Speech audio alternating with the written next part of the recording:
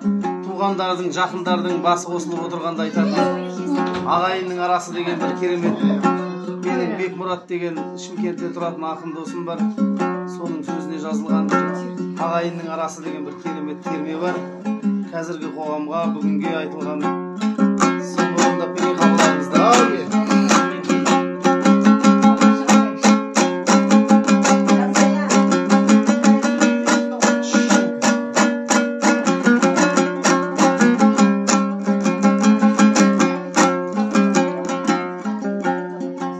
Жұрт едік жүрген жарасы бізгей, шайтан азғырдау шамасы бізді.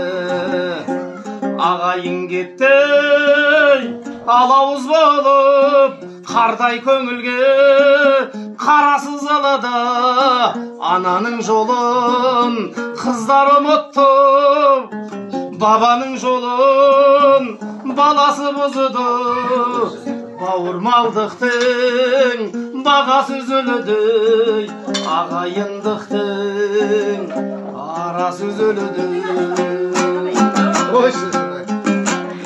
Тура бір жолмен жүрмейтін болды, тура бір жаудай тілдейтін болды. Бірлігімізге сызат түскен соң, бір-бірімізге кірмейтін болдық. Сүрініп кетсе сүйеу бола алмай, күлетін болдық, күндейтін болдық. Тірлікте қашқан қадірімізді тірі жүргендей білмейтін болдық. Айына хабар алмайтын болдық, жылына бір күн бармайтын болдық.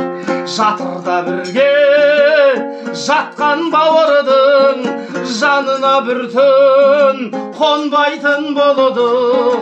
Туыстың өзін талдайтын болдық, кедей ме бай деп таңдайтын болдық.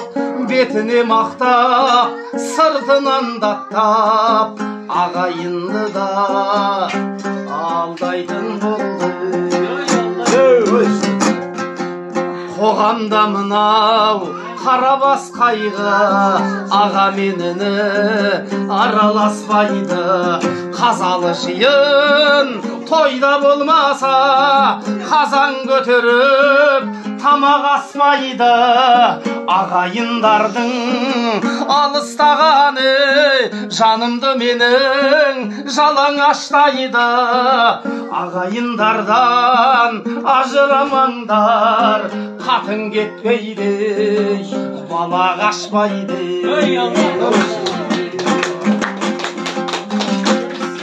Туыссаң жұрттың сәні кетеді, туысқандықтың мәні кетеді. Араңды үзбе ағайыннан деп, Алланың өзі әмір етеді. Бірлігің бекем, тірлігің болса, тілегіңді Алла қабыл етеді. Ағайын ала болды деген шей бәрі кетеді, бәрі кетеді. Ағайын ала болды деген шей бәрі кетеді,